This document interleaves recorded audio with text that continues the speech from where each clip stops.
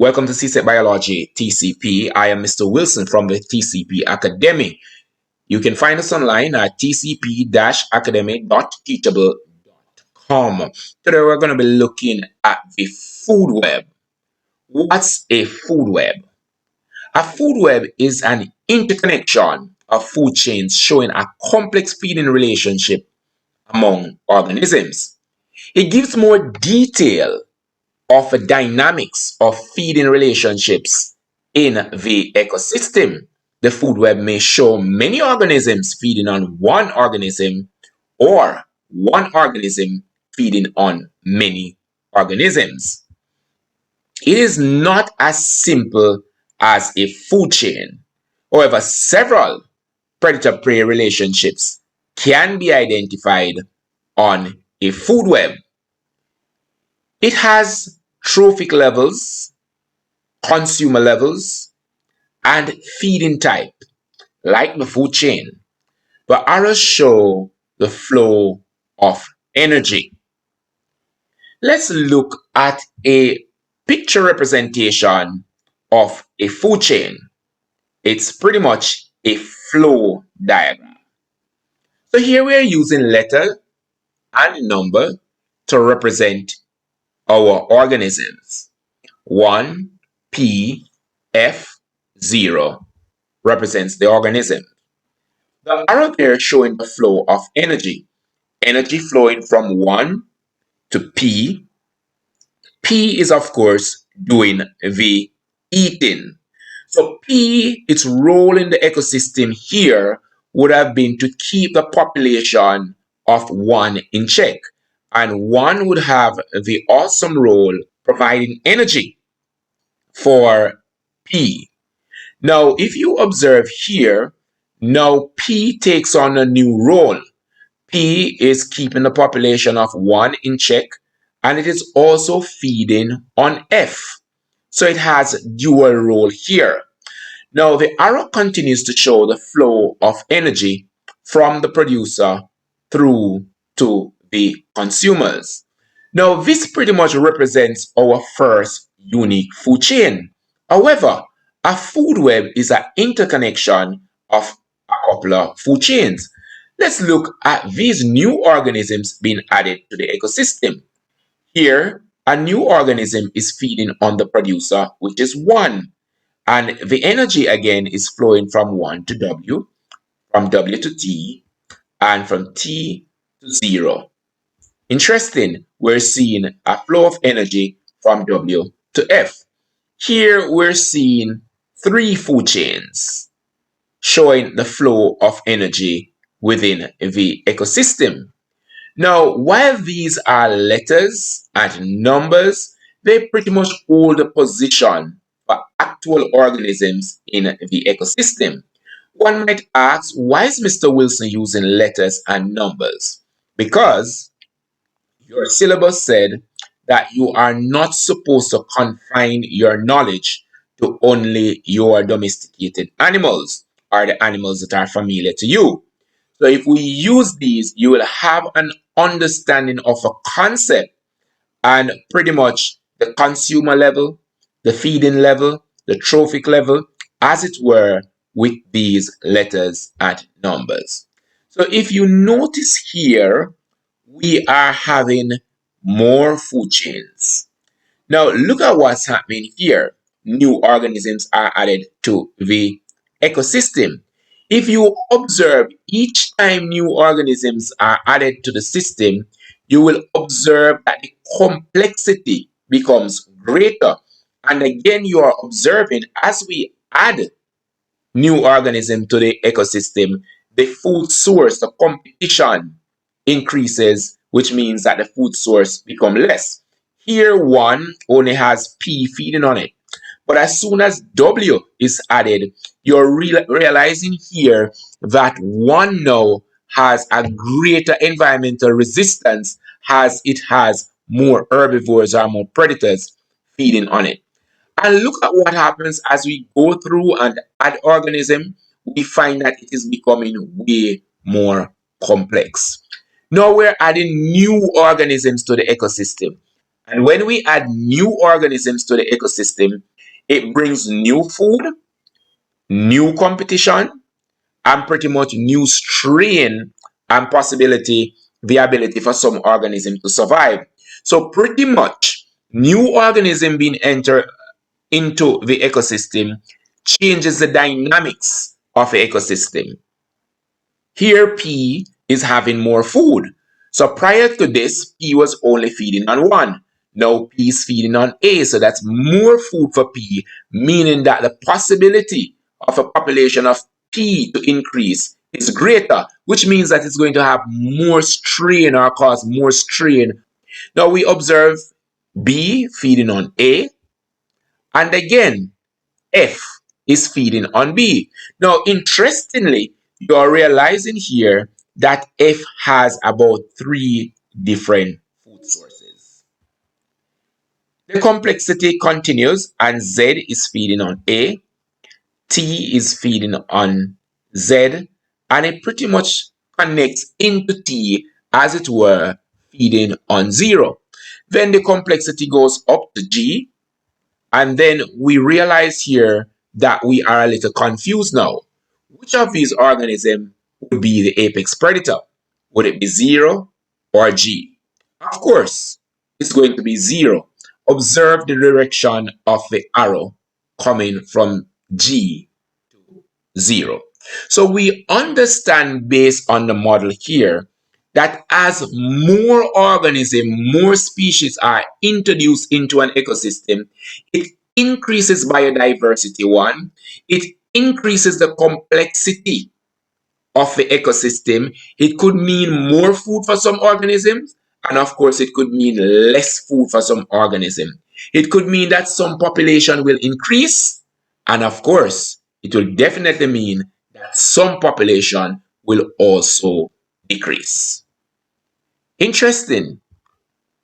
If we look at this complexity, and as organisms are removed from the food web, are removed from the ecosystem, it brings on the need to understand the effect of removing these organisms and, of course, the causes for which organisms are removed from a food web or the ecosystem. Now, if we look at some effects, when we remove an organism from the ecosystem or introduce an organism to the ecosystem, it increases competition. Whether we remove or we introduce, it could have the same effect. When we remove organism from the ecosystem, we could have migration. And if we introduce, we could also have migration. Because competition could drive an existing organism away from the particular habitat, or as we're looking at the food web.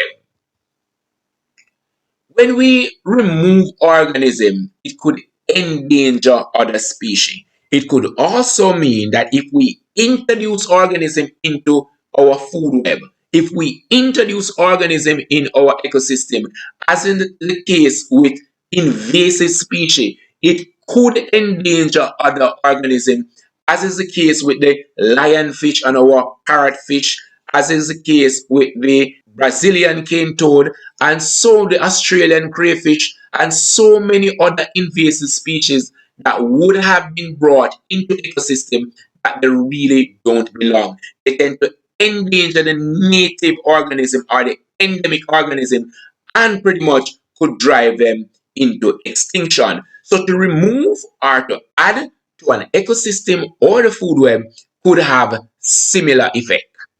It could cause the same thing to happen whether you introduce or remove. Fragile, ain't it?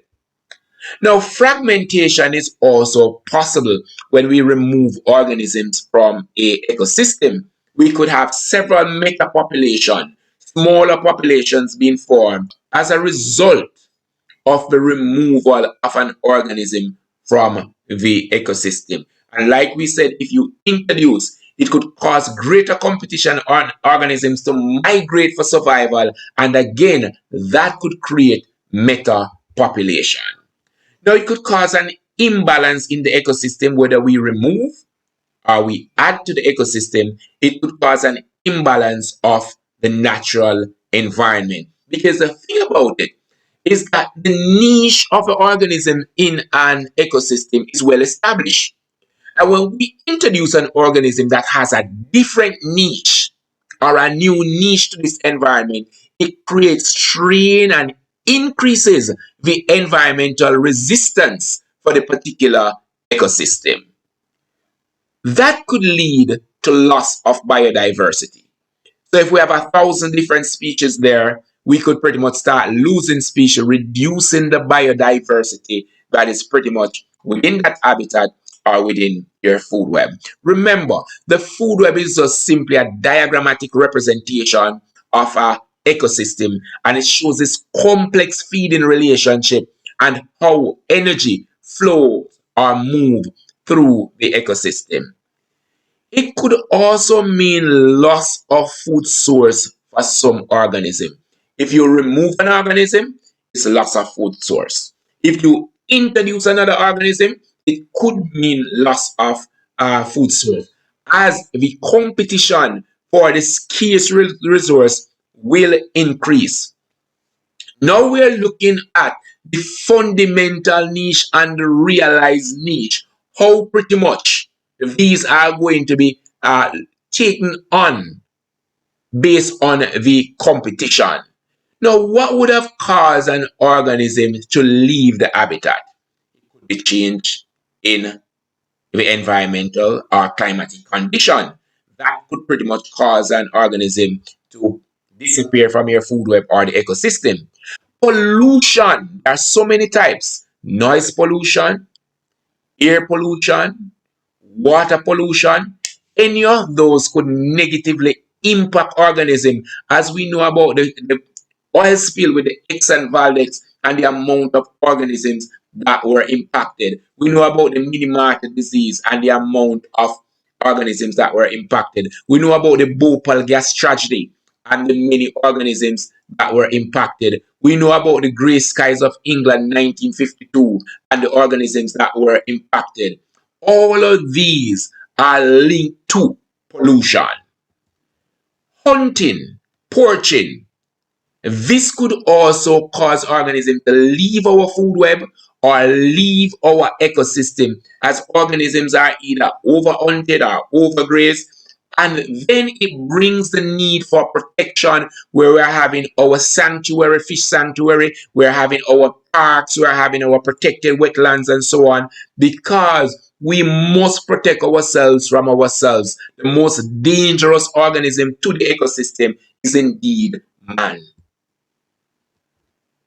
Acid rain is another problem that could cause organisms to leave your food web or the ecosystem, as acid rain, a derivative from the burning of fossil fuel, mixing in the water, creating this acidic solution that could damage organisms, leaving lesion on the skin, acidify water body, acidify the air, and indeed cause organisms to be very uncomfortable and have no option but to migrate or relocate. Then there is deforestation.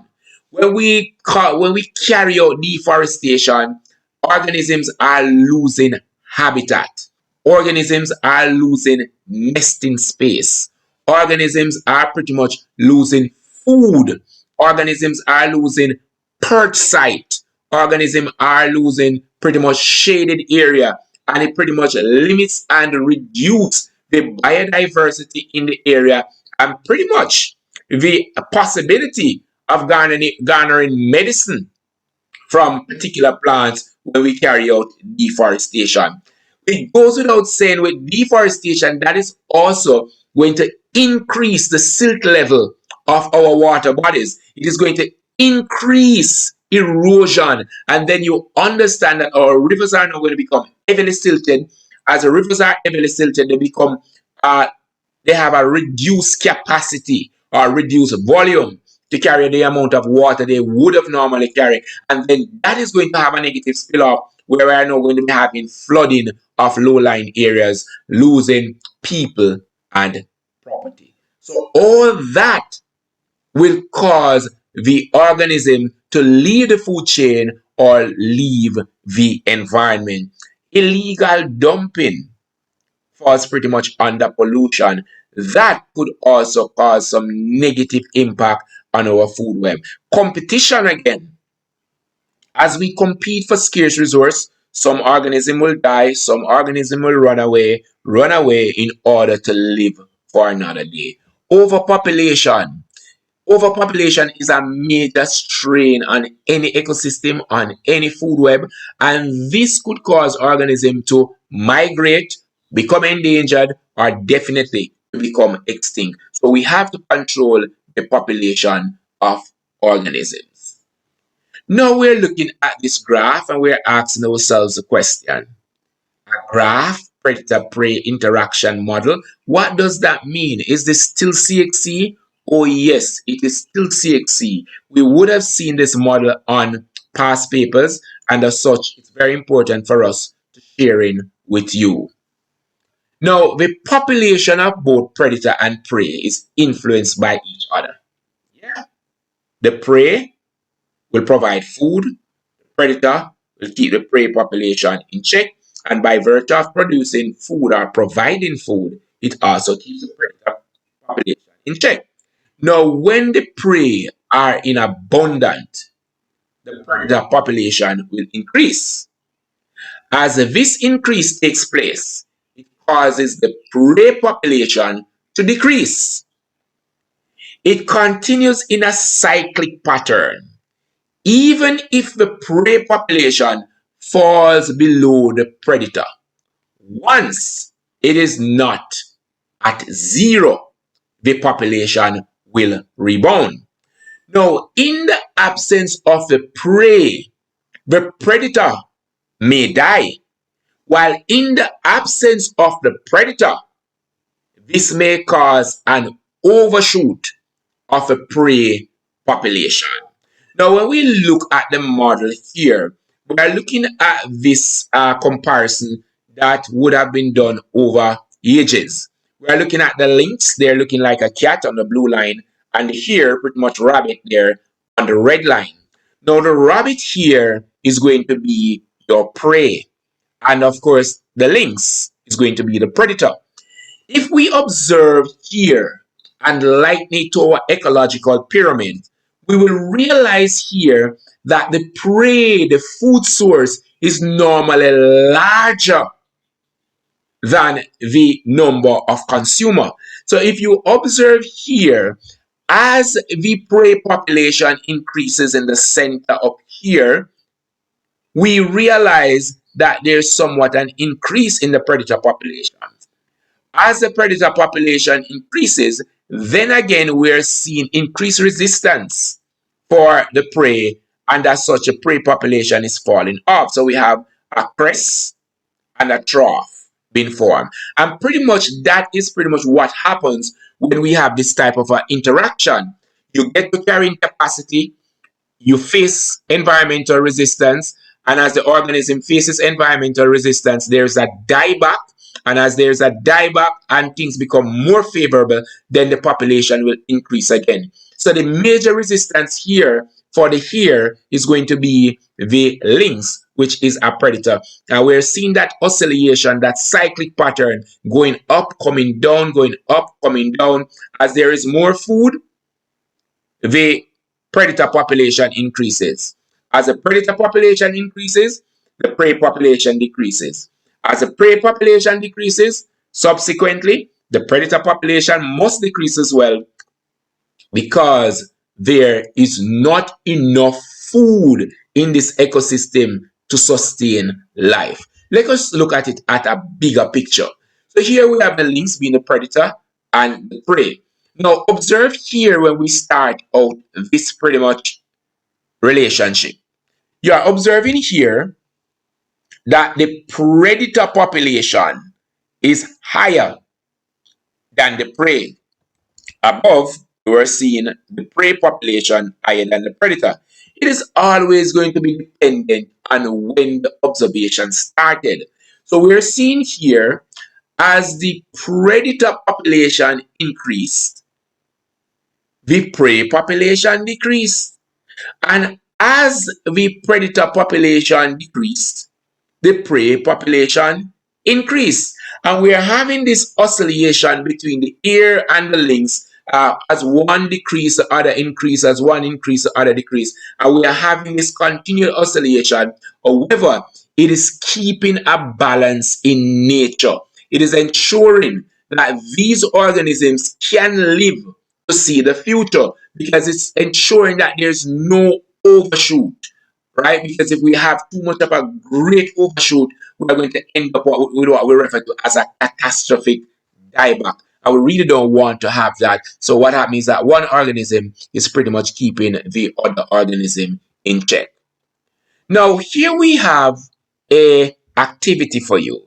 You are supposed to identify an herbivore, carnivore, omnivore in the food web, and you're going to be getting 3 marks for that. Identify two predator-prey relationship in the food web. You're also supposed to identify producer, primary consumer, secondary consumer, 3 marks there. Identify an organism in the food web with dual role. You're going to be getting 1 mark for that. You need to also name an organism found in the first, second, and third trophic levels. We also need to look at organism P. If organism P was supposed to be killed by insecticide, how will this affect organism 1 and organism F? We're supposed to also look at what could have been done to prevent the death of P. So let us look at our food web, and we're going to be looking at it closely. So we're going to be first trying to answer question number 1. We're going to identify a herbivore. So P is going to be a herbivore because P is naturally feeding on 1. Carnivore, F is naturally going to be a carnivore because it's feeding pretty much on P, which is, of course, the herbivore. Now, we're not seeing any omnivore here because the omnivore would have to definitely feed on both plants and animal. And we're not seeing this relationship here, so we must say that it is not noted in the food web. Now, identify predator-prey relationship in the food web. Predator-prey relationship, now F would have been a predator and P being the prey. T would have been a predator and W being the prey. 0 would have been a predator and of course T being the prey. 0 would have been the predator and F being the prey. So we're seeing a whole lot of predator-prey relationship there. Identify producer, primary consumer, secondary consumer, etc. Now our primary consumer here, W is a primary consumer, P is a primary consumer, B is a primary consumer, and Z is a primary consumer. Our producers would have been 1 and A. Now, our secondary consumers are going to be F and T. Those are going to be the secondary. G is also going to be a secondary consumer. Identify an organism with dual role. Now, any organism that has an arrow leading to it and leaving from it has dual role, as it were for P, keeping the population of 1 in check, and of course providing food for F would have been a dual role here. Now name an organism found in the first, second, and third trophic level. So the producers are always going to be your first trophic level. Your primary consumer, they are always going to be on your second trophic level, right across here. And then our third trophic level is going to be F and T pretty much there. So as we move from producer, primary consumer, secondary consumer, tertiary consumer, quaternary consumer, that's pretty much our trophic levels. Now, organism P was killed killed by insecticide. How will this affect organism 1F? Now, if organism P were supposed to be removed or killed, then the population of 1 is likely to increase. But this increase could also mean that there have been more organisms trying to eat 1, and that could pretty much send it into extinction, because the fact that P is there and seeing 1 as its food source, it could be protecting P to ensure that there's enough food at all times. But there could come another organism if P were supposed to be removed and that could pretty much remove one from the food web. But another possibility is that one could also increase in volume, creating more food for W. Now, if P were supposed to remove, then naturally F would have to consume more of W and B. What that means is that it could mean less food for 0, or it could mean more food, or it could mean that being that the resistance would have increased for W and B, it could also cause a negative impact for these two organisms. Now, what could we have done to prevent P from being killed by insecticide, which is pretty much a pollutant to the environment? We could have practiced biological control. All right. So rather than using insecticide, we could have used biofriendly approach, or we could have used an integrated pest management system and removing that synthetic chemical that is even toxic to the organisms that are not intended to be killed.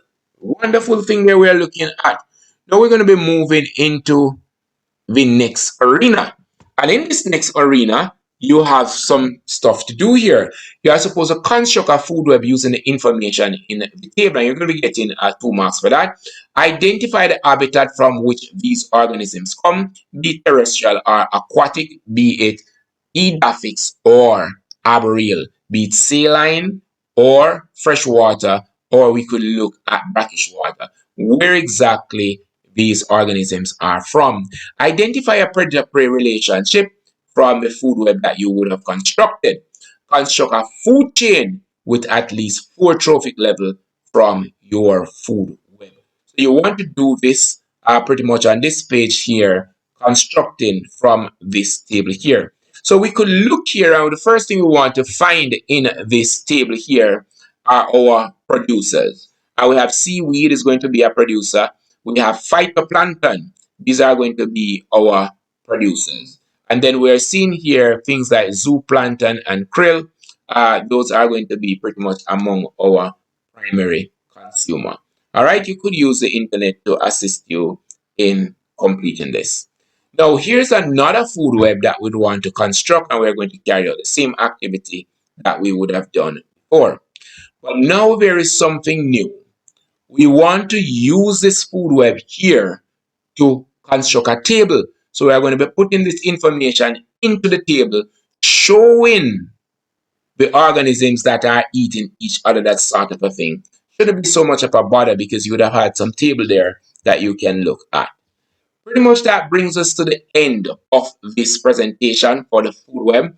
I do hope that you found it engaging and informative. I am Mr. Wilson from the TCP Academy. Thanks for watching.